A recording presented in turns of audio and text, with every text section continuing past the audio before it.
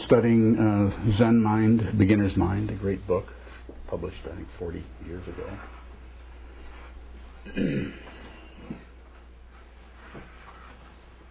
One of the ideas in there that I like is no gaining idea, no getting ahead. Meditate. We're not meditating to get somewhere. So it's hard to set that aside because every time we meditate, well, you know, I really need to get somewhere, don't I? Don't I need to improve? I mean, I don't really like the way my mind is chattering or the way I'm, you know, taking people's inventory, including my own, criticizing myself, trying to correct myself, trying to get to be a better person, trying to, you know, you name it. I mean, I'm sure you can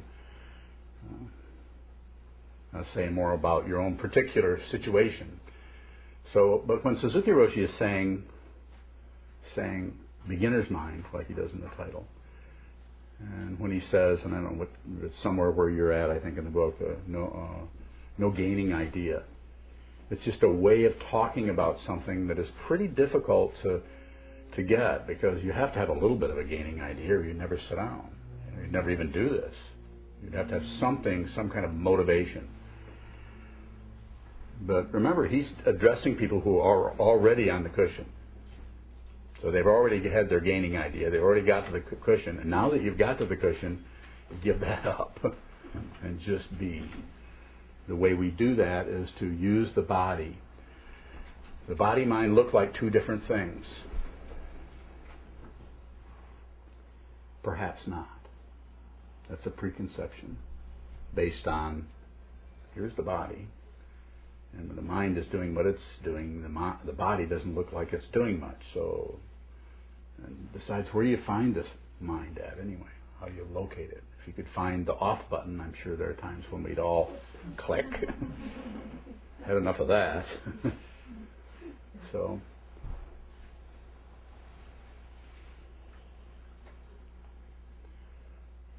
it's interesting what our preconceptions will tell us and encourage us to do. Left on our own, in other words, people who don't come to meditation and just operate on the so-called laws or rules of samsara, or the rules of every day, you know, you got to get a job, you need to make progress, you need to be a better person, you need to vote, whatever.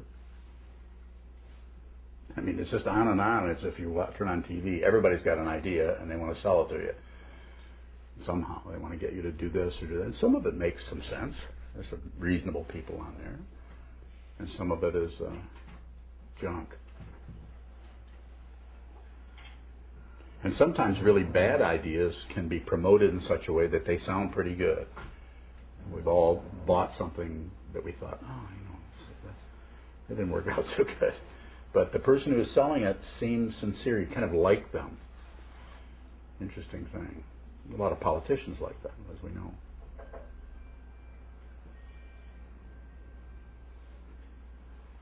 But what we're studying here in terms of Buddhism, in terms of the message of the Buddha that goes back 2,500 years plus, what we're studying here is very simple ideas that he discovered that have been, you could say, promoted or made available through different cultures in different ways with different kinds of platforms. You know, there's the Zen, Chan, Tibetan, there's the Theravadan, the Vipassana approach, and on and on and on. Everyone looks at the Buddhist teachings and said, well, this is what I think he meant, and this is how I think it should be promoted. So then we look and we think, well, let's see, Thich Nhat Hanh says this, but then this other teacher says this, and not to pick on Thich Nhat Hanh. But, you know, everybody has a different kind of, and so we kind of, with our own chemistry, we go and we check it out, we take a look and we think, how am I going to know who's right, who's wrong, and so on. Here we are back to the evaluation thing. Here we are meditating, and now we're back to trying to figure it all out again.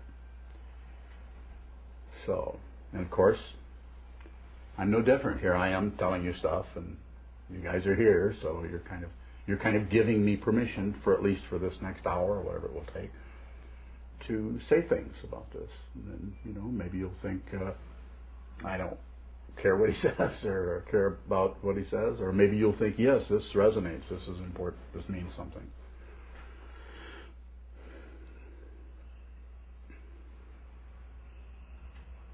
So once we sit down in here at Jessica's, a broken bowl meditation, and once we sit down to take a look at this situation, the idea is stop meddling. That hasn't worked. Have you noticed? And if it worked, you wouldn't be here. You'd be out having successful meddling. It would be working. You would be getting ahead. You would be making money. You would be happy. All the people around you would love you. The people who formerly did not like you, disagreed with you, would be on board, joining your club, on and on and on. It's called, in Buddhism, it's called the God realm. Success. So since that hasn't worked, we come back to square one. We sit down and we look at this ancient teaching that's being presented by a living person, in this case, this person.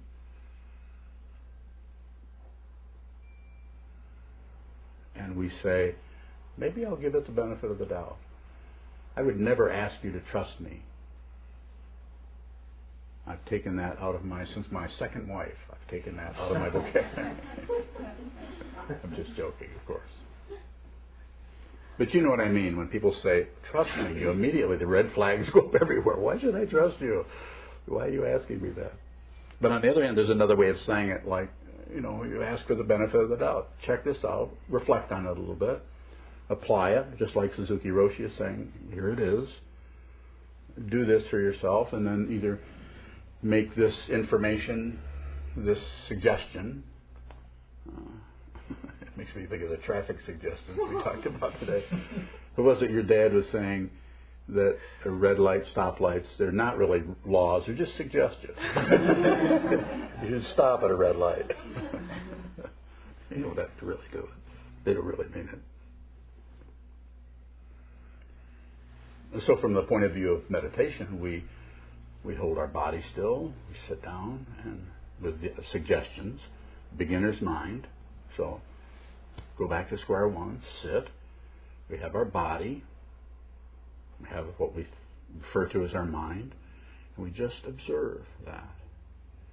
And when we see ourselves trying to get somewhere or evaluating it, well, yesterday was a bad meditation. Today's a really good meditation. I must be doing something right. I must be getting somewhere. You're not. You're not. I'm here to tell you. You're not getting anywhere. From the point of view of these teachings, which are sometimes referred to as wisdom teachings, there is nowhere to get. That's out in the world, samsara. You remember the place where it doesn't work to get ahead? It just doesn't work. Go try it. A little small group of people, out of the millions of people that live in this area, there's a few people here. A lot of people read advertisements and think meditation, but they have a preconception about what that is. This is what I call a preconception. This is what you see, what you think you see, and then at some point through meditation that starts to drop, and you begin to see what is really there. You really see the people as they are, not your idea about them. Begin to see yourself in that way. Same thing with meditation. When we begin to meditate, it's like we're looking at our idea of meditation, about it's going to help us, make us better. And there's some truth to that. Trungpa Rinpoche was my teacher, one of my teachers. He used to say, you're meditating, you might not get anywhere, you might not get enlightened, but at least you won't be a nuisance to everybody. Because you're sitting in your room meditating. At least you aren't bothering people.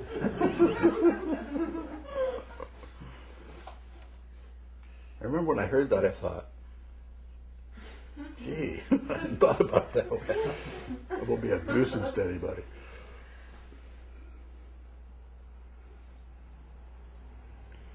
So by not meddling, in other words, the way to do that is you can't really do it, but what you notice is how you're always, there's kind of a knee-jerk reaction to try to fix or correct, or, oh, there I am thinking all the time. And I'm daydreaming. Oh no, daydreaming.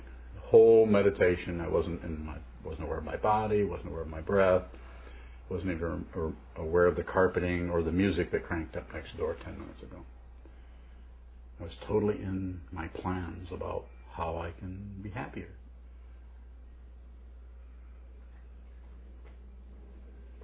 And of course, meditation is about holding still and observing how we try to get ahead. And depending on who you are and how you're wired and what your karma is and how you've been trained and all of the maybe things that have happened to you that are built up into kind of a reactive kind of mentality, you could call it childishness.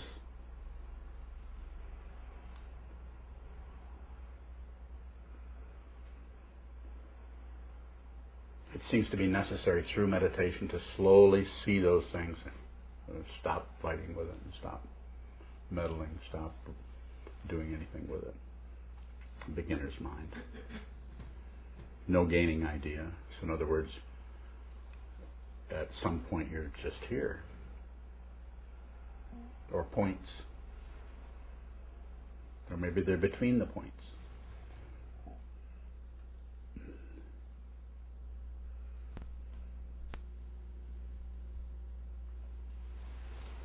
And you might say, well, how would I know if I was just here?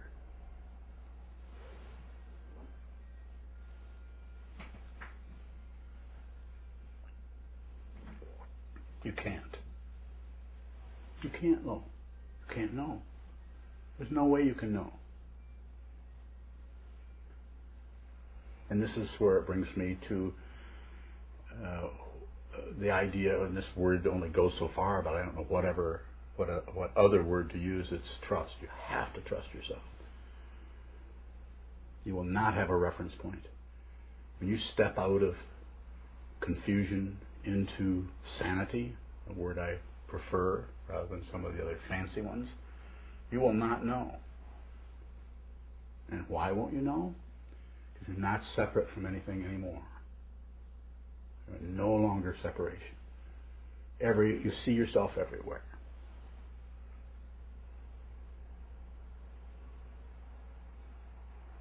No more enemies. No more warfare. I'm not saying you wouldn't disagree with Jeff Beck or whatever his name is, Glenn Beck. But you wouldn't say, he's crazy. He's cuckoo. He's doing stuff on there to make $30 million a year. But fundamentally, the separation is gone. Just gone.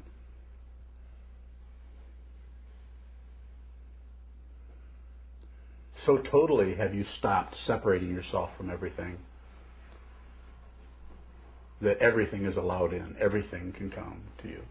Everything can crawl this direction. You don't care anymore. It's not like you don't care. You're disinterested.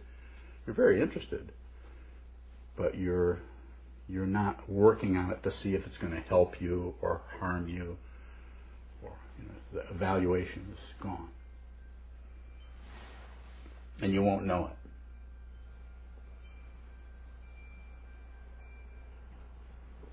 It's like I said, the calligraphy that I just did a little while ago. Nothing sleeps. Is that what it was?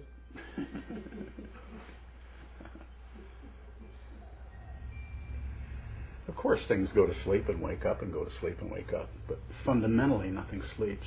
And you're that. You are that. We are that. This is that. And it's about waking up to that. It's not about figuring anything out.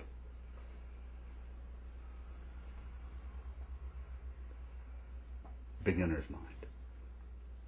The fancy words are Buddha nature.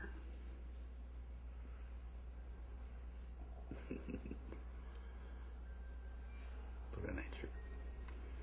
Sanskrit, Tathagata, blah, blah, blah, blah. Lots of stuff.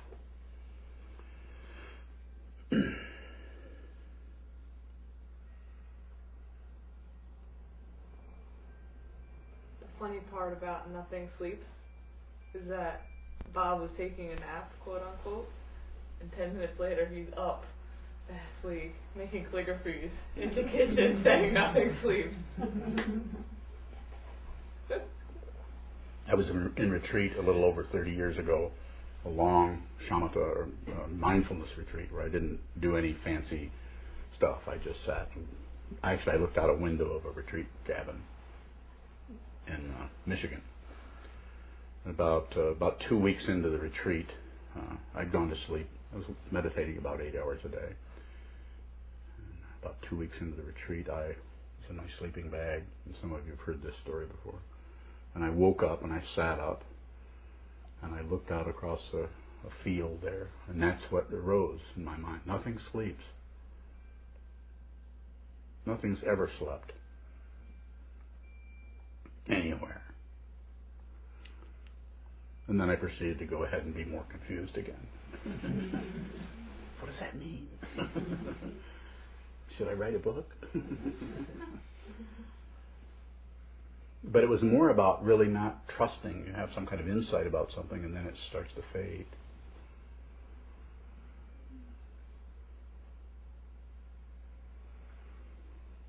But what fades is experience. Experience always fades.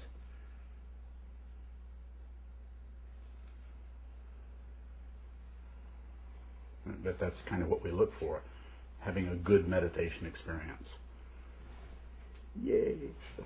Meditation works. I think I'm attaining enlightenment. Probably not.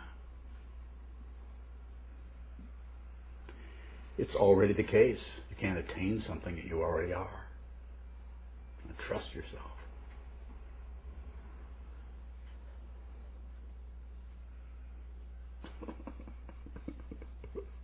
Sorry.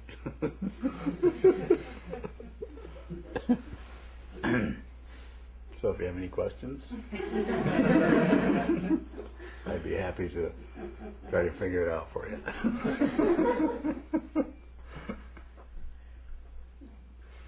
Is it Betty? Yeah. You have a question? Yeah, you do. Let it come up. It's right there, tip of your tongue. I guess one of the questions is you're talking about no separation, right? Yes. And, conceptually, we've either experienced it or, heard it, but I guess the big thing is maintaining it and staying present. I mean, I know it's about staying present and just being present. I hear you. And it just seems almost I know you're not supposed to attain it, but to. I'm following you. it's hard to What's the question? The question is how do you stay present? You don't.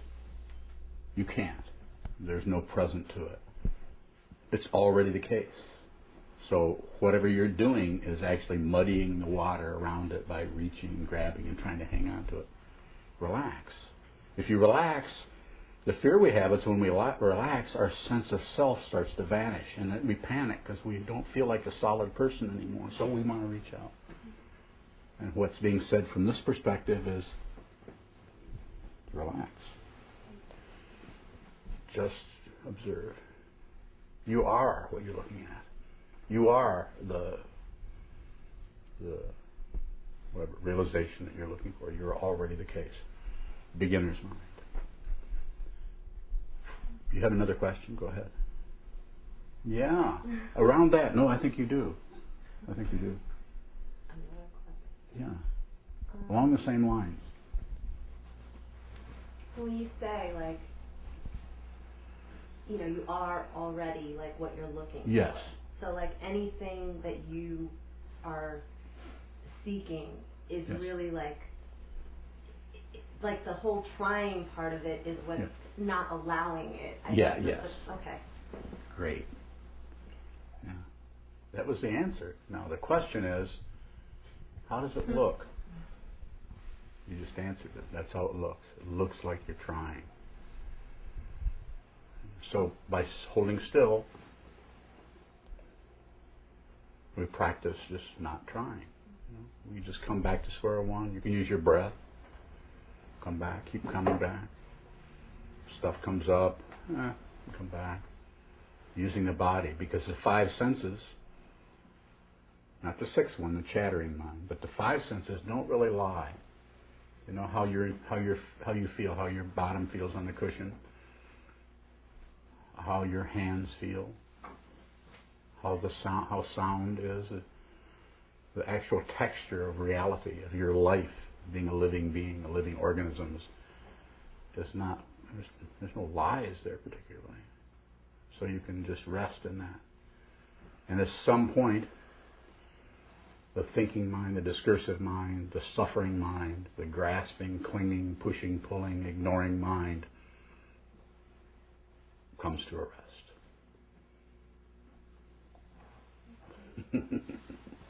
Thank you. Another question?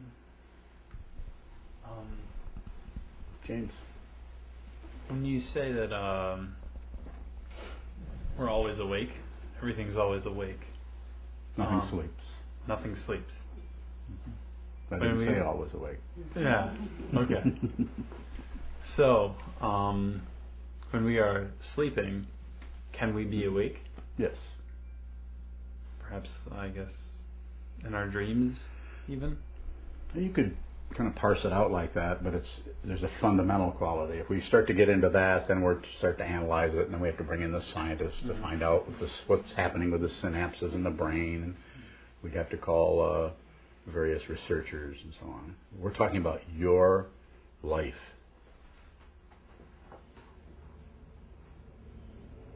The identity part tends to wake up and go to sleep, but fundamentally who you are doesn't sleep.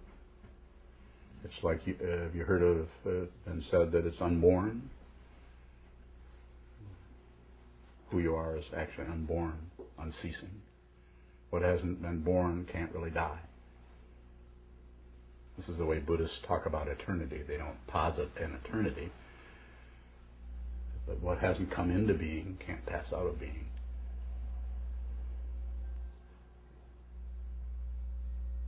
Or so I've heard.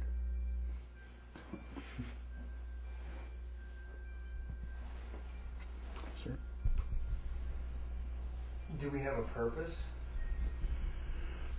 If meditation is about stillness or yes, coming back into yourself or just being aware of what's immediate, like we have to have a purpose, we have to have food and nourishment, so we always do kind of have to have a plan, you know, so we have to be like cognizant of what we need, you know, so it seems to me sometimes like Buddhism is opposite of that we don't have plans, that we don't need. It's a good area, and I think sometimes the idea of plan has so much is kind of loaded. Like, what if my plans don't work out? Well, have you noticed that? Plans never work out. Anybody had a plan that worked? They didn't work. I mean, they just don't work. I mean, they might kind of work, but then you had to move this, move that, and then check in over here to get the right size over here so that this could be pumped up into that. And that didn't fit with the plan at all. Of course, some of them come pretty close. I like the word intent or intention. I think if you're here and you intend to, in my situation, Jessica gets a hold of me and invites me to come here, and so then I intend to come here, and I intend to talk about meditation or the teachings. I have an intention, but I don't have a plan. And when I say don't have a plan, I'm saying I don't know what I'm going to say. I don't have notes. Not that you couldn't have notes. You could think, well, let's see, I want to talk about the five skandhas: form, feeling, perception, concept, and consciousness. So I'm going to set that here. Then I'm going to talk a little bit about form, and then feeling. And so you could have a little bit of a plan, go and let that down, and then deliver a talk on that. So, but I think it's good to be pretty careful around that, because we tend to get so much kind of invested in our plan that if it does start to shift, then we kind of stop enjoying ourselves. You know, if you're too uptight about stuff, then when you get a flat tire, it's pretty hard to roll with the flow. It's pretty hard to get out and walk around with the trunk. Yeah, flat tire. I don't feel like doing this right now. Huh? Like I don't feel like doing this right now. Yes. Yeah, second noble truth. Wanting things to be different than they are. Right. It's so It's so in your face. As a meditator, it gets more in your face. The more you meditate, you can actually feel like you're suffering more. And probably not. It's just because you're looking at it. You're saying, you're looking at it. Whereas last week, before you were a meditator, you were able to ignore it. But then it would peek through every now and then. You would think, that hurts. Whoops. Meditation over at the Broken Bowl. I think I'll go over there. And then you go and then you get a little bit of guidance. Someone who is inspired to present this kind of a situation. And then once you start, then you're kind of on your own. It's your own particular psychology or how you're wired, you might say. I like to say it that way. Or you could say karma. There's no... When I talk to people individually, I try to meet people right where they're at, rather than get back somewhere and say, come over where I'm at. I don't even know where I'm at. But when I meet somebody, I know where they're at, if they're willing to do that. I know. Just a feeling of not being separate from them. So therefore, if they ask questions, which I hope they do, then I respond right on the spot. And I hear it at the same time they do. I don't know what I'm going to say. If I did, it would probably be something political. I have an agenda about it, like I wouldn't want them to fail, or I would want to be right.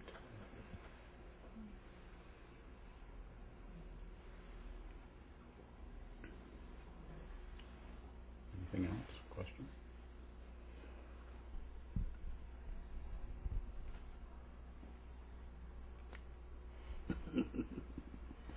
Come on. My question is, do I have a question? That's a good one.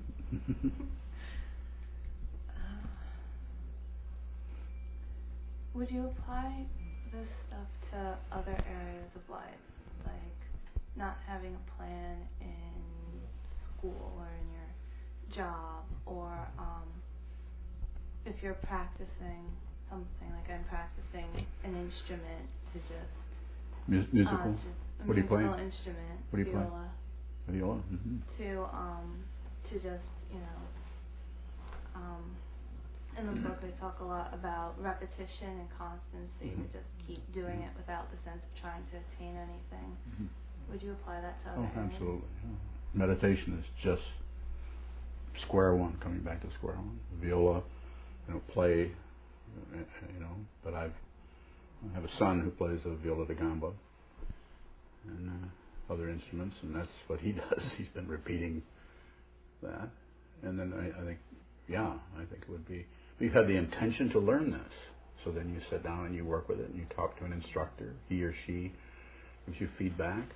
Maybe that instructor, you don't like the way they work with it, so you go find another one, possibly. So maybe what I'm saying here might be a better way of saying it, is to look at the difference between an intention and a plan.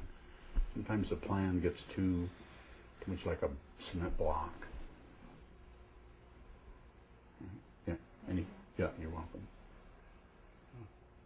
Heather?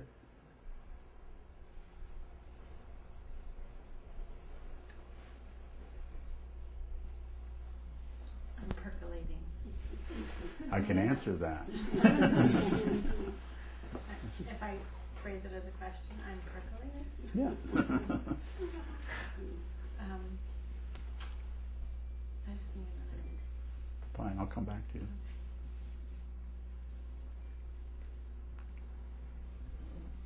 Nothing? Karen? But in the studies, we've been talking about not clinging to Yes. things, not clinging to the good and not clinging to the bad and just Okay. being. Yes. So,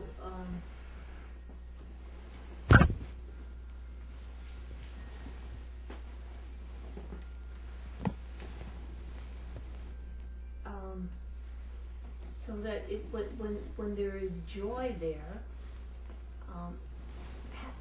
how do you celebrate that joy and not cling to it, but still be with the joy when feeling it? And then even like when there's disturbance there, and you don't want to cling to that either, but it's there. So how do you honor those without clinging to them? How do you celebrate them without clinging to them? I'd be happy to address that question. I'm getting ready to address it, so get ready.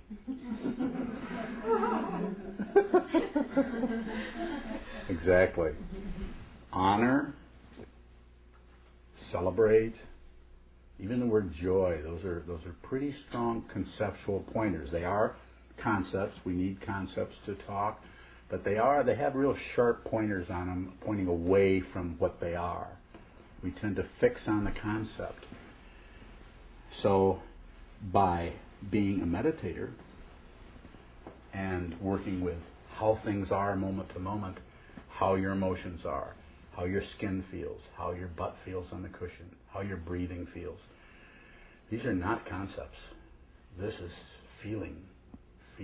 Sometimes it feels bad enough that you can't stand the feeling anymore, so you'd rather have a label. You'd rather have a pointer, so you come up with, let's call this depression. You see where I'm going with this? So when there is joy, there is, what was the other one? Something the opposite of joy. Yeah, right. What is it? I know. It's exactly what I'm saying. We get split off from things. And so what I said, the way I was talking about it, backed you into another corner. Your concept is not glued to what you were pointing to. If it was, you'd say immediately what that was. Or is it just bad memory like I have? Do you see what I'm trying to say? I'm not sure. Okay, and that's not bad. Not sure is not bad. In fact, not sure is really good, because you're giving something the benefit of the doubt. And so what's being spoken of here is that as you practice being with whatever arises and not naming it or pointing to it, you become stronger. This is just a way of talking about it, because it's not really a muscle particularly, but you become stronger at just being with something without the label. If you're really experiencing joy, you won't even know what it is. If you're really experiencing suffering, you won't even know what it is. Follow me? Because it's just feeling. It's the mind that separates. Suffering and pleasure and pain are the same from the point of view of wisdom teaching. So it's Buddhism or any wisdom teaching. It doesn't have to be Buddhist. Same. We're just feeling. Just feeling.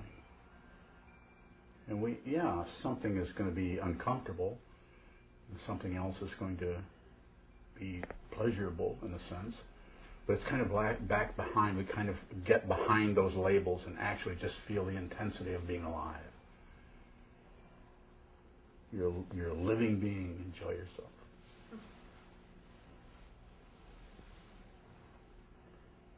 Is that Zen in motion? What? Is that like... No, that's a little foreign car. Go ahead. Sorry.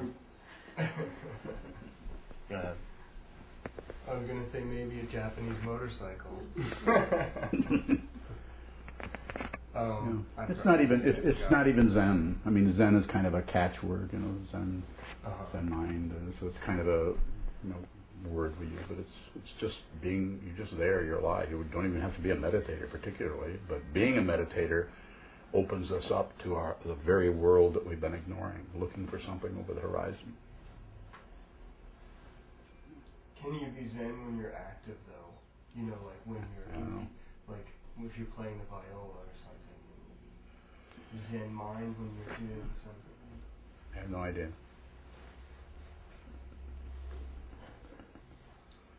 Oriana? My question was kind of going in the same direction with current. You mentioned several times suffering. Yes.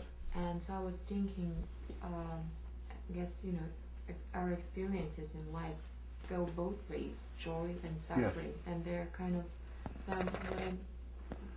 what I've got from you, it's kind of, they're complementary, they're interdependent. right? Kind of joy, suffering. I don't know. I'm lost. That's it. And when I say that's it, I'm just saying, you say I'm lost, but that's beginner's mind. I mean, it might not show up as, oh, I've got the solution, but it can show up as you're just present. You're just here, very simple, and you just allow things to come and go, and they can be negative emotions, be positive feelings. There might be little tags or indicators on them, but I like to say emotions don't particularly point at anything. And when we think they do, then we're trying to figure out what it's pointing at, what it means, where it came from, how we can control it.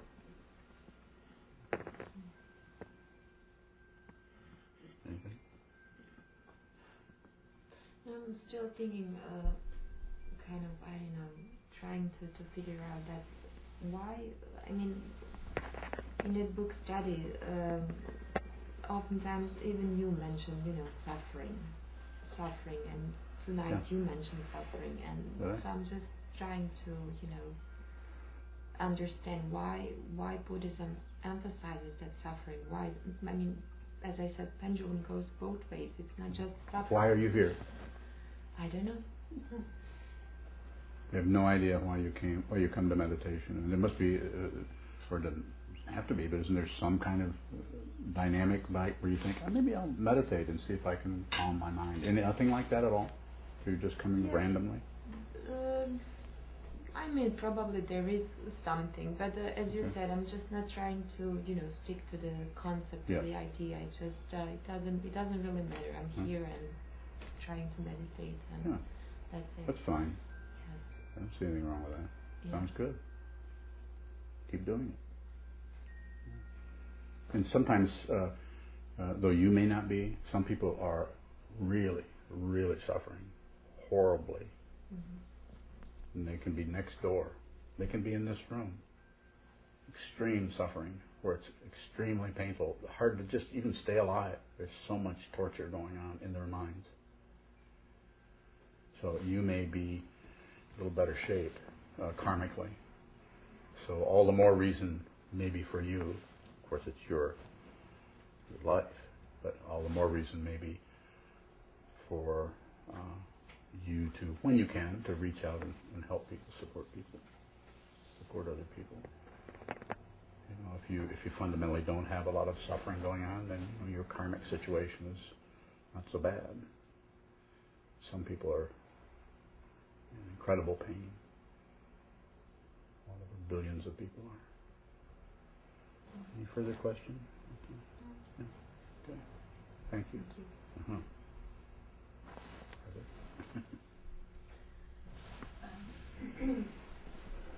I'm thinking about how I noticed how difficult it can be to pay attention, and that sitting in the morning and that whole part of my day is, easy in a way. Okay. And then up and out is a whole other story. In a busy life, in a busy world, and so I get disheartened about how it, looking back at the end of the day. Maybe just looking back at the end of the day is not the thing to do to begin with. Evaluating the whole thing. And just, aware of the evaluating, just noticing how automatic it can be. I can be in my life with the switching hats and many things. Yeah. Question?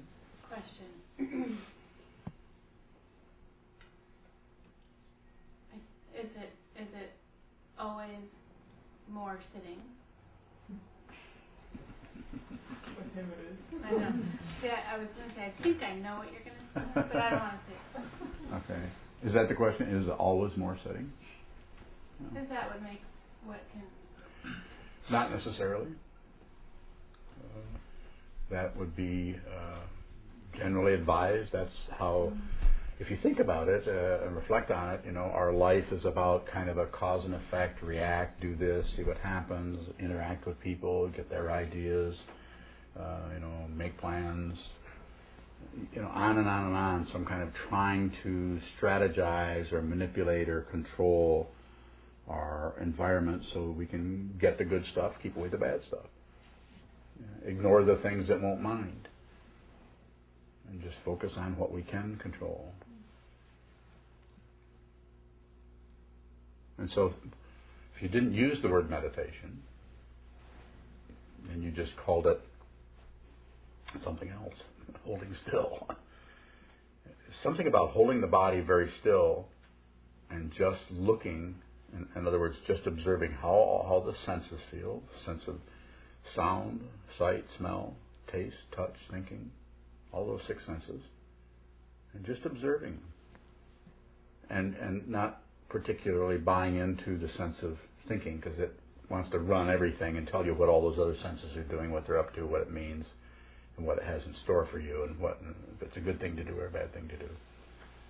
So what we do is we put that, no, you're just an equal partner in this, and just observe that. It seems to be an expedient way to get an idea of what this whole thing about me and my life is about.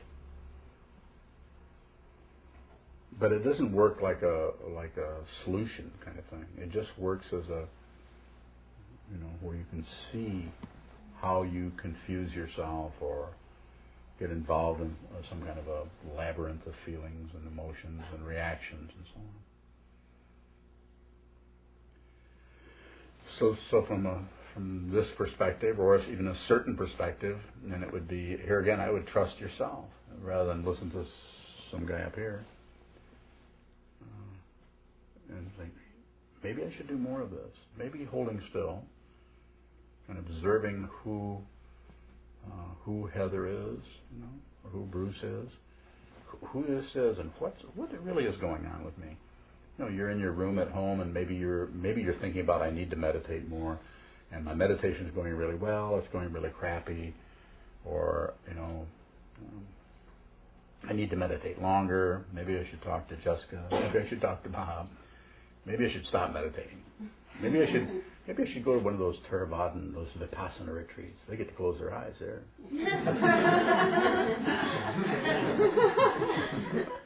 Maybe that would be better. I'd feel better. It would be more fun. You've been thinking about that, Anna Maria? Just over the weekend when I falling asleep. But really, if we trust ourselves and we look, well, maybe it would be good to sit still and really look at how this mind is working and how these senses work. Look at it really closely and see what it's doing. And when we do have a feeling of being disheartened, which is a soft way of saying depressed, or just like, this sucks. I'm doing everything, I'm meditating, I'm feeling pretty good, there's nothing really going wrong, and all of a sudden I wake up in the morning and I think, this is not good. And we can't find a reason why. Because we can't blame it on anybody. It just doesn't feel good. And the simple answer is include it. Include it, include it, include it. Don't separate yourself from anything. Everything comes up as perfect. Warfare comes up, include it. If you fight it, it's warfare. If depression comes up, if disheartened comes up, include that. Include that. When you find out who you are, you're so big you can include everything. Everything's welcome. It's not a problem. There's nothing to correct. Anything else? Does it sound a little too much? Of course. Yeah. What are you going to do? Yeah, include it. Yeah. Include it. Huh? We watch a lot of Arnaud Desjardins here, and one of the very simple practices he gives, and I think it would be like included is yes. Just saying yes, and that translates it is. And we can say yes to the no if there's resistance in the warfare. Good point. That an actual action is yes. Yes. Sounds simple, but you can do that.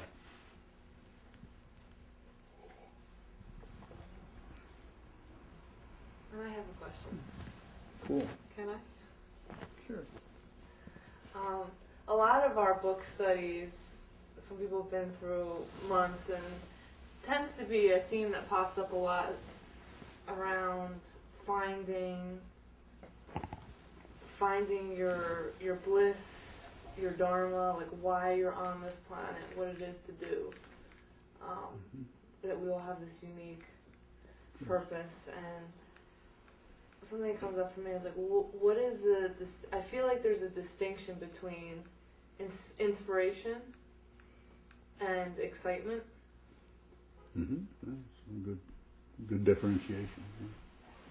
I'm wondering if you could elaborate in the context of discovering like your heartbeat on the planet, inspiration and excitement.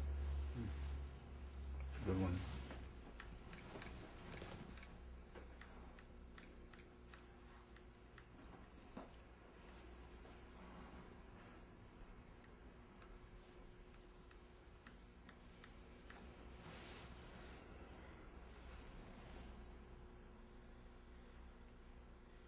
This is how it looks when you don't know.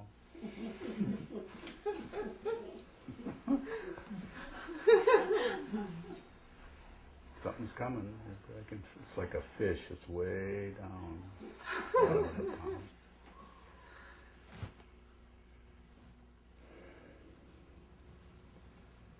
Excitement is more about entertainment. You're trying to fill up space. There's some kind of boredom, and you want something to stimulate you to feel like you're having a good time or enjoying yourself, or at least doing something meaningful.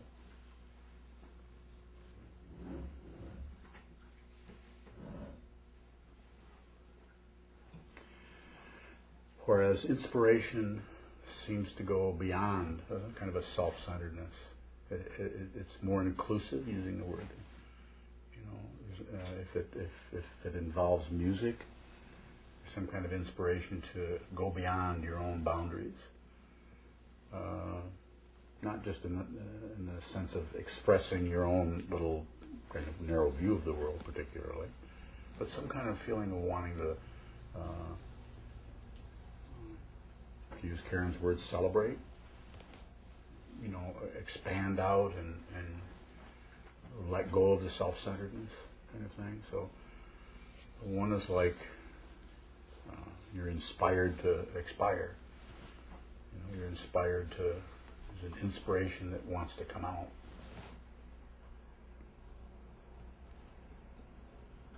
And the other one's just kind of an entertainment kind of thing, that you're just trying to fill up space with your little idea or story, or be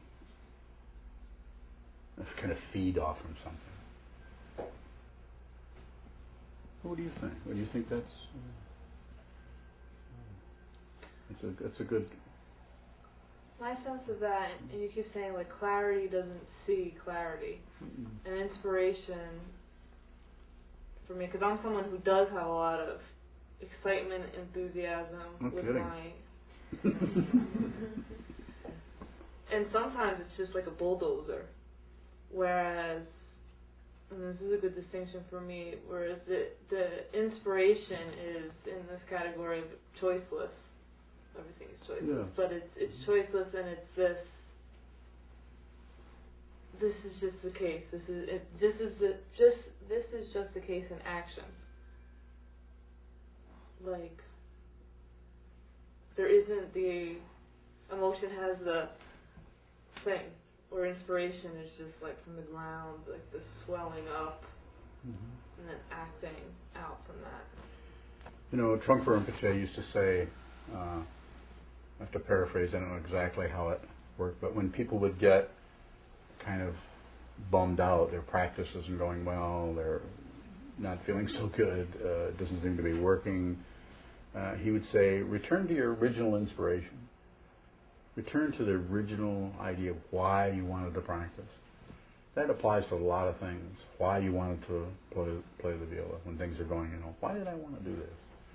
Why did I want to be a chemist? Or why did I want to do whatever? So sometimes you can go back and, if you can't tune in there, maybe you're on the wrong deal. But a lot of times you can go back and actually find where that there's some kind of an energy happening back there.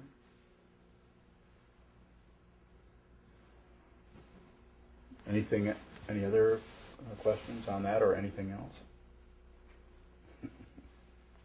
Well, I do have a comment. I really took a lot from what you said about intention versus having a plan. I don't know if I have a question about it, but... What is your name, Miss? Audrey. Audrey? Mm-hmm. But I think that really resonated with me because the idea of having an intention versus a plan, it's like your intention is now. And then, like, beyond now is, like, still blank. Yeah. Who knows? Know? Yeah. Who knows what's going to happen out there? Exactly. But, like, you know what you want, but beyond now is still blank. But with a plan, it's like you're trying to define the future, and you can't. And that's something that I struggle with a lot with. I couldn't say it any better. It's very well said. It's like when I think about it in my head, it's like there's an image of my plan, but there's no image after now with my intention. It's just kind of very open and free and like. That's very nice. I really like that. So that's I took a lot. Find her. What a Christian. Come on up here and sit. We'll move Zoe out. No, she can't understand, or can she? No, that's good. That's very well. Very good. That's exactly what it is. You can't really know the variables. Just like coming. It's not that you couldn't come up and give a talk based on certain things and have somewhat of a framework. But if you have too much of a plan, have you noticed? Those of you who've been to college, it's like sometimes it's just boring. I mean, they're doing what they're supposed to do. James is tuning into this, but it's just like they're doing their job and they're telling you information. And if anybody comes and listens, they can't take issue because they're covering every one of the points and they're doing it, but it's just like flat. There's just no life to it. Whereas when somebody knows, has an idea of how to work with intention, I intend to teach people. And this is a material, and if you know your material really well, you really spent time with it, then you can get up and you can just present it so that it's enjoyable, we might say. Inspiring, yes, exactly. Yeah. Thanks, Audrey. That was good. Any? Yes. Yeah. You're next. Go back to the suffering. Where does the suffering come from? Mm-hmm. Is it because we have plans that don't work out? We're on the wrong track? There seems to be, according to the Buddha, and my understanding of it is we think of ourselves as separate beings. And the Buddha's discovery was, 2,500 years ago, that there is no solid self there. And that things are dependently arisen. That nothing comes from its own side as a separate entity or being. It isn't that there isn't separation going on. What is your name, Miss? Carol. So, Carol, you're over there. I'm over here. So there's definitely separation. Zoe's between us. There's lots of separation going on. We find it everywhere. But when we see that, we think, well, that must mean, kind of, that I'm over here and I should get my share and, good luck. That's right. You get yours. So it's that kind of mentality. So the discovery was that we're not separate. So when we begin to realize that, not just as an experience, the experience actually is more like separation. But the realization is like waking up. That's why they call it, give it those kind of names. It's like you You realize that the pain, if you have a pain, I've been using this example, you have a pain in your arm, you do something about it. You put your arm in a sling, you don't say, that's just my arm. I'm over here, or I'm up here. Let somebody else fix it. You know, good luck, arm. It's a very similar, kind of very ordinary kind of feeling when we look and see another being, when the separation is starting to fade, and we begin to look out and we see people who are suffering. And it's just like, it looks like, you know, compassion or generosity or whatever, or someone being very good, but it's like, you know, you might use Mother Teresa. Immediately go to where the suffering is. Doesn't make any difference if it's this arm or another person. You immediately go to where the suffering is and serve. You know, you aren't separate from anything. So it's not. I like to say that it's literal. It's not like symbolically we're different. No.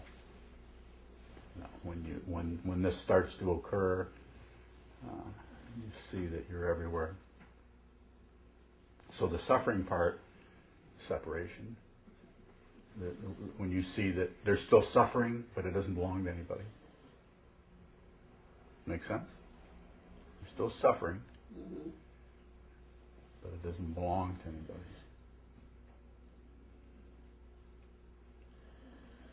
Further question, Carol? No, I think I'll speak on that. Okay. Melissa. Yeah, Melissa. Just what you were saying, Jess, about was thinking about inspiration and excitement, and it goes to what you were saying as well about a plan and intent. I think it was the idea that doesn't he say something here in Beginner's Mind about anything you give away is I can't remember what it's like. It stops the separation, or it I can't remember exactly what it was, but the act of giving away. And excitement is very personal, and it's something you want for yourself. Whereas if you have inspiration, you have to give it away. Yeah, that's a nice way of saying it. So that's just what I was thinking. Thanks, Melissa. What the difference was. Dan, did you have a... Yeah, you said earlier that joy and I guess the opposite of joy are the same thing. Mm-hmm. Joy and suffering are the same thing. How can that be when they have such different textures, kind of, in terms of as feelings or as you experience them? I didn't say they didn't feel different. One hurts, the other one feels good. So I didn't say that they were that way, but they're the same, not from the point of experience, but from the point of realizing it.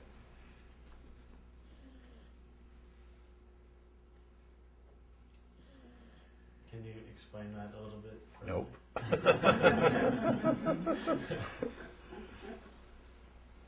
It has to do with not separating. So the idea of not separating is so deep and so radical that you can still experience negativity, feeling not so good, and positive things, feeling very good, but the fundamental situation is not separate.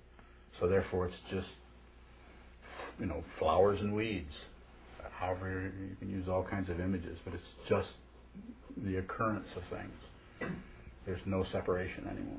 You're not separating yourself.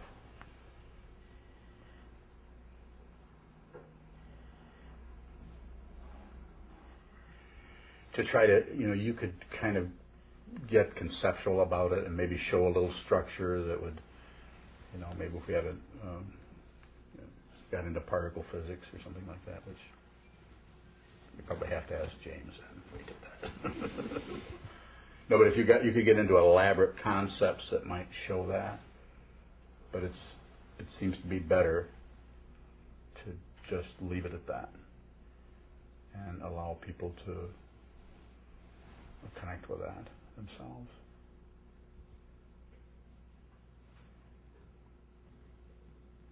Yes.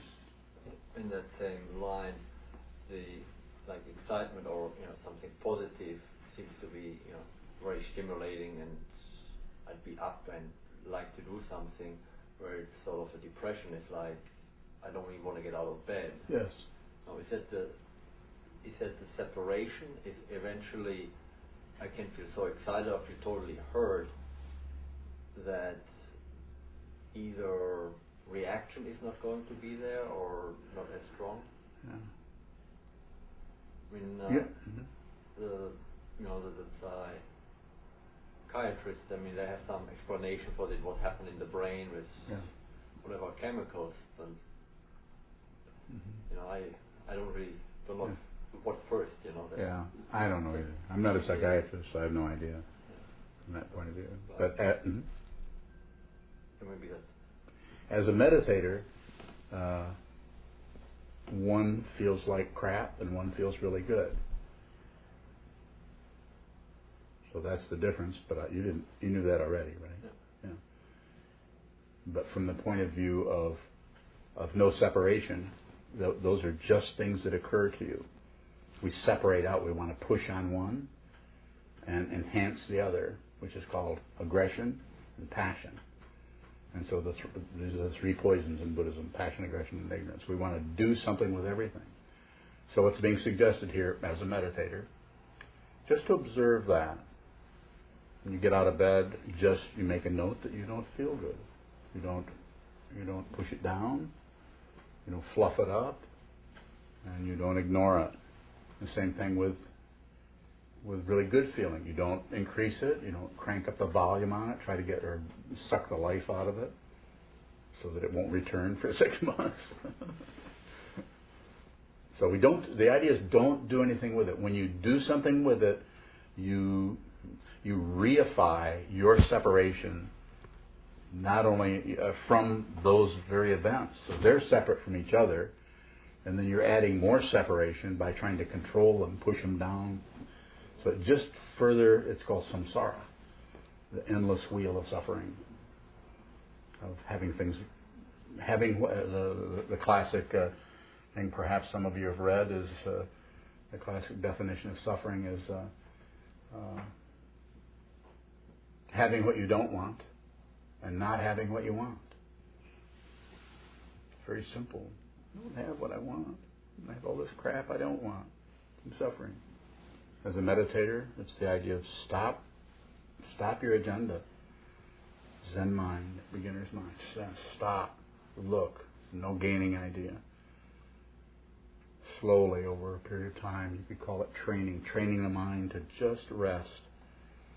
And the resting won't do it. Resting is resting. But the idea is that insight starts to arise spontaneously out of that. Just a way of talking about it. We need, in Buddhism, we have the Buddha, the Dharma, and the Sangha. The Buddha is the example of someone who woke up and decided to share it with people. Lucky for us. And the Dharma is the truth that he taught. There's no self in the skandhas: form, feeling, perception, concept, and consciousness. This whole thing here doesn't add up to me.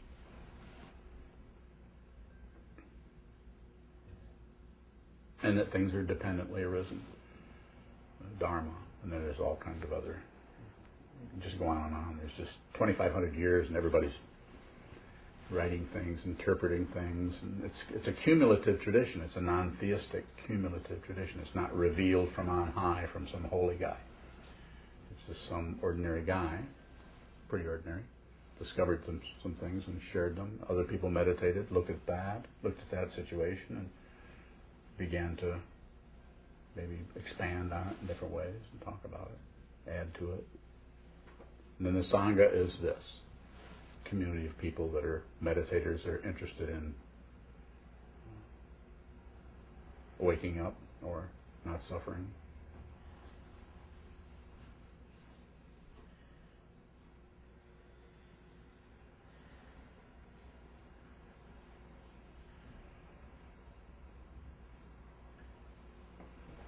Hi, I'm Peter. Hi, Peter.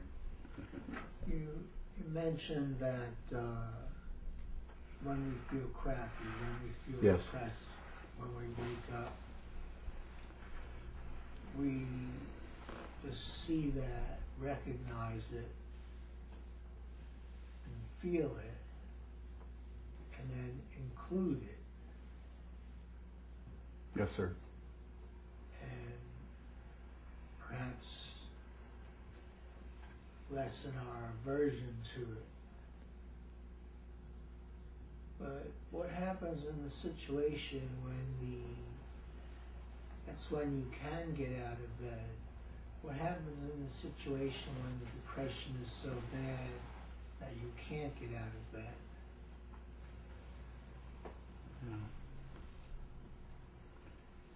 You know, there's no way to know. This is a very complicated situation, being a human being.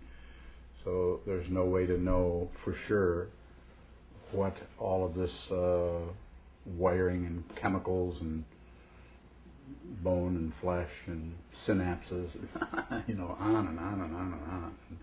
And there are people who are, you know, with their microscopes and their chemicals are studying this, and every now and then they think, got an idea. Let's put some of this in there and see if we can get it to affect that. Or let's do, well, you know, there's just, I don't want to elaborate. I could sit here and make up things, but there's all kinds, there's chemicals, you know, Prozac and Zoloft, and I'm not here to say there's anything wrong with any of that. I really don't know, but I can tell you one thing. It's very important to trust yourself. It's very important that you decide if you want to go in and see a psychiatrist. You know, as a meditator, as a meditation teacher, if someone came to me and had, you know, was assuming they could get out of bed, you know, maybe or called me to their bedside, you know, hasn't happened yet, and or it's just having a really power, you know, I don't know. I would say, what do you want to do? What do you think? What do you think you would like to do about this? If they were not a meditator, I probably wouldn't go there. But if they had been meditating, and we've been talking over a period of, you know, who knows what time, 3 months or 8 months, 5 years, 10 years, and this started to occur to them, I would just meet them where they're at. And so it would be very individual. And so one person, I might say, get your ass out of bed and sit here with me. I mean it. And another person, I would say, who's your doctor? Let's call. And I would do it just like I'm doing it right. I would do it on the spot with no idea what I'm doing. And the reason I can do that is, like I said, meet people where they're at. Don't make assumptions that because you've got some kind of teaching thing going on, you can meditate somebody out of their suffering. So that's, I don't know how else to say it. I guess what I'm trying to communicate is, I don't really know. But I would know that I don't know. So therefore I would give that person the benefit of the doubt. And when I say I would give them the benefit of the doubt, I would at the same time, the next sentence out would be, trust yourself. Tell me what I can do. Do you want to get out here and sit with me for a while? We'll look at the floor for the rest of the day. I've done this with people. And I've also said, I don't know, maybe more Prozac. And some people, a particular person I'm thinking, I've suggested to her that she slowly back out of her medication, someone I've known for a long time, years, and see how that is. And then if you need, then take some more, maybe to soften things up, but then back out of it and slowly, before this life comes to an end, take responsibility for this. Stop looking for solutions. The Buddha basically said at the end of his life, well, I'm going to translate freely out of the Pali. I don't speak Pali, but I'm going to do it anyway. I told you what I can. Now it's up to you. He said, work out your salvation with diligence. But, you know, he's basically saying, you know, I've shown you what I've understood, but keep going, you know, find out for yourself. Trust yourself, basically, is what he was saying. Anything else, Peter? No, thank you. You're welcome, sir. Kiwi.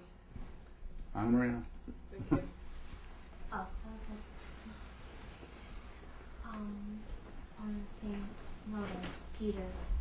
Yes.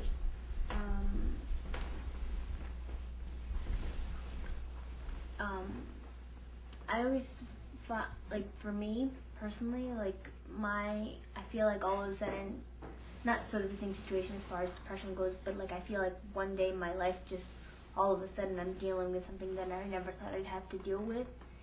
And sometimes I think about it, like, what if that's my karma, that I have to go through all of this new anguish, that stuff that I never had to think about, all of a sudden I'm going through all of this suffering. Yes. And so I find that a lot of times I don't know, I feel like, what if I was supposed to this was just supposed to happen, I'm just supposed to suffer. What's your question? I don't know what my question is, but I got kind of the drift of it, but I think you can tip it a little bit this way and make it an inquiry. Am I intended to suffer? Is that what it is? I don't know.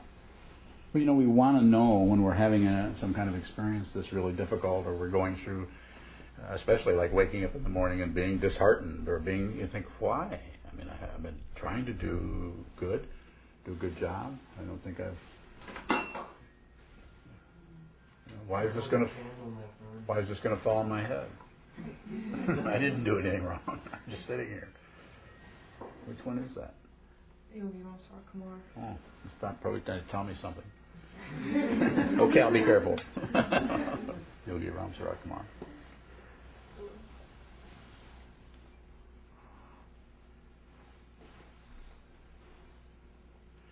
When we talk to ourselves and say, well, maybe I'm just supposed to, or maybe this, or maybe that, what's being suggested is to, when you do that, then stop there. Actually, we want to stop before we start explaining. That's passion. That's one of the three poisons. Anytime we add juice to anything, it dilutes it.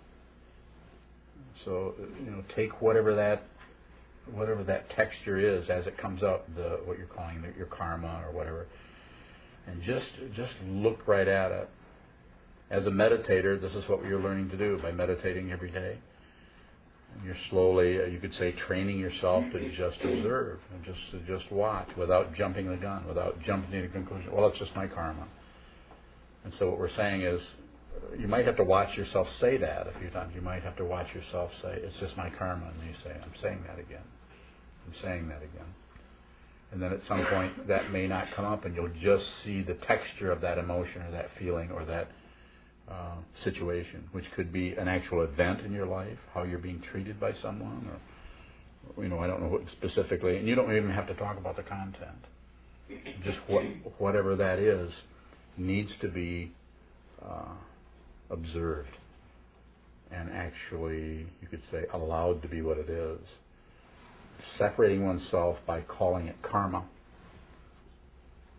If things are not opposed, they really can't survive. Things, if you push on something, it wants to push back. Or if you explain it, then it hangs around because it likes being explained. It likes the story. It kind of, there's little tabs of glue that get all over it, and the next thing you know, you're talking to yourself, and then you're talking to your friends, and then they're saying, well, Anna Maria, you need to do this and this. What did I tell you last week to do? And have you done that? No, I haven't done that. See, well, it's on and on, or in your own mind, that kind of thing. Or maybe Angelica's telling you what to do next.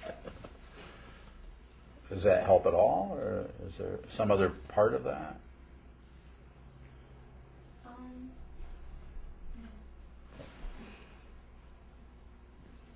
Anyone else? Question. Where does change come into the picture? I mean, if you're supposed to be accepting things for what they are and, not sort of resisting it, but if you see things as they really are, but you see that something is unjust or something within yourself that you want to change, I mean, where does that become? Well, you could change. You could change it. Something you want to change. You want to quit smoking. Quit smoking. I'm not saying you can't do any of that. I'm not trying to have some kind of ideal thing where you are kind of this saint-like person. Same thing with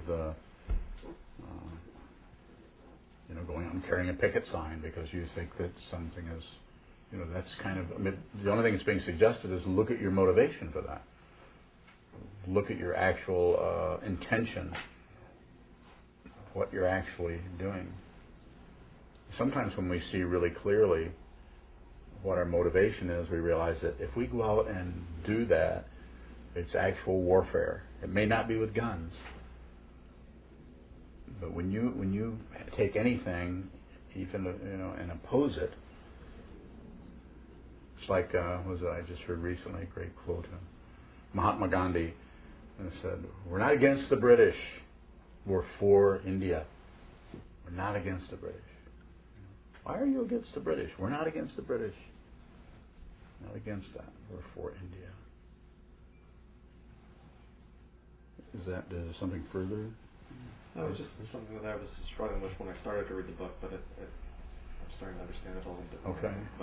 But I felt like in some ways it could be used just kind of an excuse to be passive and just sit and not try to engage with the world. It's really that's a really good question, and a lot of people get into that kind of a mentality. And this, let me say this: I don't mean to be too transcendental here, but you are the world already. So how can you disengage from what you are? You are that, and if you're there and you're present, my teacher used to say, Chogyam Trungpa Rinpoche, that you nurture what needs your help, and if it needs wiping out, you take it out. So you're so not separate that you just find yourself functioning. You're not sitting back thinking, should I, shouldn't I, should I? It's not an ego trip kind of thing. There's a total unconcern with how you appear. I mean, obviously, if suddenly people hate you and want to lock you up, you're going to think, what am I doing here? How is this happening? You could still be confused and not be clear on it. But fundamentally trusting yourself, looking, as Jessica knows, when she came to study with me a while back, we sat down and watched Democracy Now! You familiar with that? No. I watch that regularly. And I'm not saying, the reason I do is I want to stay connected with everything that's going on. I don't have time to watch everything that's on, but that's a pretty good show that seems to report fairly straightforward stuff. And to look at that and not get pretty upset sometimes is difficult. You look at it and you think, they're doing that to them? Or the people they're torturing? Just total terrible stuff that's going on. So the idea is don't ignore, don't go to war, don't fight it. Other people may come along and say, well, we're going to go and oppose the School of the Americas. Which I'm totally against the School of the Americas, from what I've seen. What are they calling that now? Another name for it now. Huh? I can't remember. Do you remember? Do you know? No? Anyone know? Well, anyway. So it's not, don't disconnect, stay connected, and but really watch your intention. Like you might feel like, maybe I should go and get a picket sign. Maybe you should. But if you're trusting yourself, then you can you're feeling your way. You're not some kind of idealist who's separated in terms of their agenda, in terms of some kind of ideology. I mean, you're a real person who's living, and you see thousands, millions of people who are not at war, who are just living, having their jobs, raising their kids. Little tiny spots of people that are crazy. Maybe they'll blow us up. I don't know. Is that helpful? Yeah. Oh, good. Audrey? Yeah, I'm not sure now.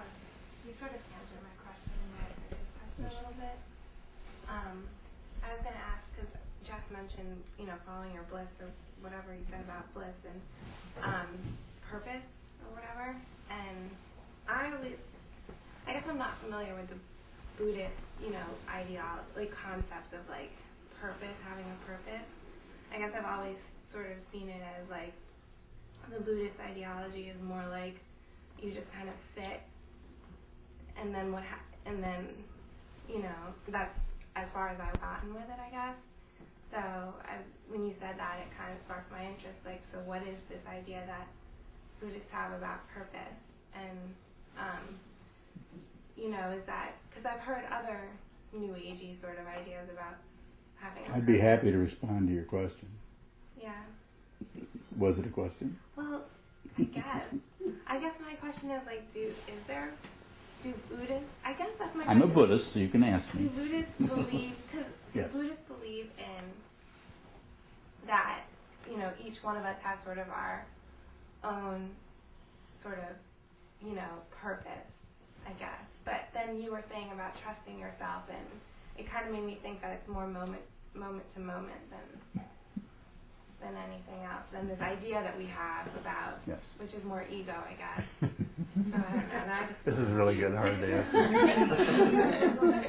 Okay, I'm ready. Are you ready for me? Yeah. Okay.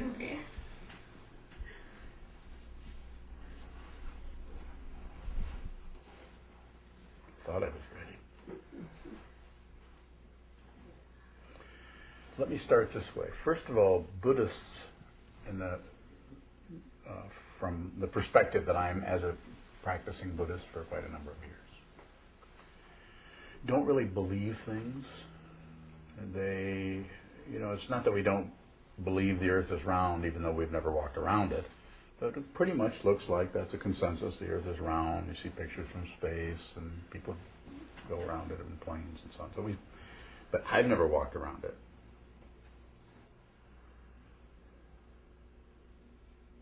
So the whole idea of belief, maybe we could set that aside and just apply it every now and then. It's more about actually knowing if something is the case or not. Is it really true, or is it really going on or not? So it's more about knowing things, I think, rather than some kind of a belief. So when people ask me, which they often do, "Oh, you're a Buddhist. What do Buddhists believe?" And I say, "Not much. Not very much. Few things. Not much.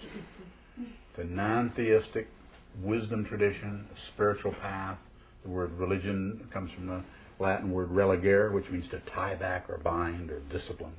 So it is a religious path. It is a religion.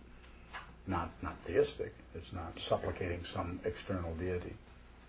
It's about realizing what's really true. And so I think that might come as in terms of being a Buddhist priest. My path is to serve people, help people understand who they are. So I'm doing that, I guess. I'm trying to do that. So that's my intention, is to do that. And so if you continue to meditate, and as you practice meditation, and your awareness about what this Audrey is in relationship to your world becomes more and more clear, less and less separation between it, more clarity about what's really happening there. The whole idea of your intention, I'm using you as an example, it will just be, the edges will be sharper in some ways, and in some ways the areas you thought would get very clear will tend to recede. And the reason they recede is because they were just concepts. They weren't real. They were just ideas about things rather than the thing itself. What do you, are you a student, or you work? No, I work. I work in Newark for the mayor of Newark. Uh-huh. Okay. How's that going? Boring. Boring? Really boring. And you have a degree? Yeah, well, bachelor's degree. Yeah. Well, that's a degree. And so, yeah. So is that kind of where the question's coming from about what am I going to do? I guess so, yeah. This boring job. Boring. What would you, if you could kind of type it out and mail it in and apply for another, what would you do? I don't know. Yeah. I would, sit more. Is that what I said? Did you have a question? That was my question. Oh, okay, go ahead.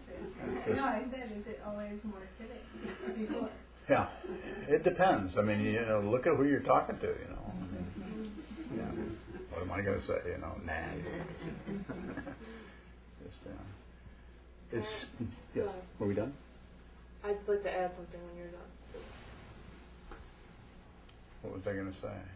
What did it seem like I was going to say? Sit more. More. Sit. One thing I had to say is it's good if you're doing sitting meditation, as you go along, I do recommend that you do some extended practice, some retreat practice, and trust yourself to see whether this is a path you want to continue on. You don't really have to be a Buddhist to be a meditator. I think it helps somewhat because it gives you more glue, you might say, to the teachings and so on. I don't think you have to be. I think it's the idea is waking up doesn't belong to Buddhism. The other thing I would say is find a group, which this is a group. Find a guide or a teacher person. I think it's valuable. It's not something you have to look around, and if nobody shows up as somebody you feel like you can not trust, but give the benefit of the doubt to them, actually listen, help them function as a guide. If they try to take your intelligence away from you and just kind of tell you what to do, here again, trust yourself. Maybe that's your deal. I don't know.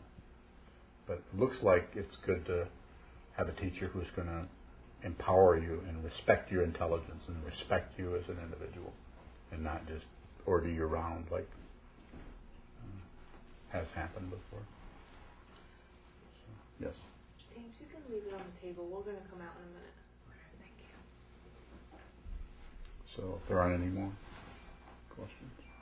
Can I add to her? Certainly. Add anything. Even though we say don't add. I say don't add. Don't do the math. I'm not a Buddhist. My tradition's not a Buddhist. I've studied a lot, and Bob is my meditation teacher, so there's a lot of that context in the space that I hold here. And my teacher pointed out has a practice comes from Werner Erhard, who's another teacher, and it's like finding your stand in life, a little bit in psychological terms, but it's this discovery along the path of who you really are. There's some unique contribution that only you have to make, and all the greats in the world have done this with the music, and it's an uncovering. It's like already the case, and like my teacher, when he did this practice of, who I am is a stand for making the teachings available on the planet. Bob I don't know if he would articulate just like that, but his living expression is, this is just what he does. There's no separation. And having a teacher, the teacher principle is somebody around, a guy who can see that and help unearth that with you. And a beautiful example I know of, my teacher did for a German student he has, who is actually a police chief in Germany, and a lot of suffering, a lot of just decades of seeing pretty tremendous situations. And my teacher put it together and said, he's like, I want you to write a book, police poetry, and find other policemen and women to write poetry based on their experience. And his name is, I have to think of it, but he took it on and he did that, and it just manifested, and it was a huge hit right off the bat, and the publisher came, and now it's become a series, and it's linked in all these other poets, and it's become this kind of sanctuary for police people who have all this stuff and not a way to process and express it. It was like a unique contribution that we're all meant to make. Following Your Bliss is a quote from Joseph Campbell, who was a spiritual. And it's a process of discovering who you really are, and it's unique. And another way I've heard that being said is everyone has their own dharma, their own truth to manifest in the world. And it's a useful pursuit to unravel what that is. And then once it's just your heartbeat, you can't do other. And it's not a belief. Thank you. Do we want to finish now? 9:30? Yes. It's 9:32. Any final comments or questions before we close?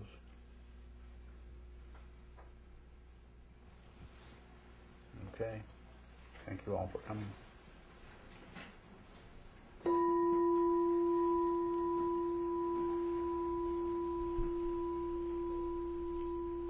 So did they X-ray it? No. Maybe X-ray would be.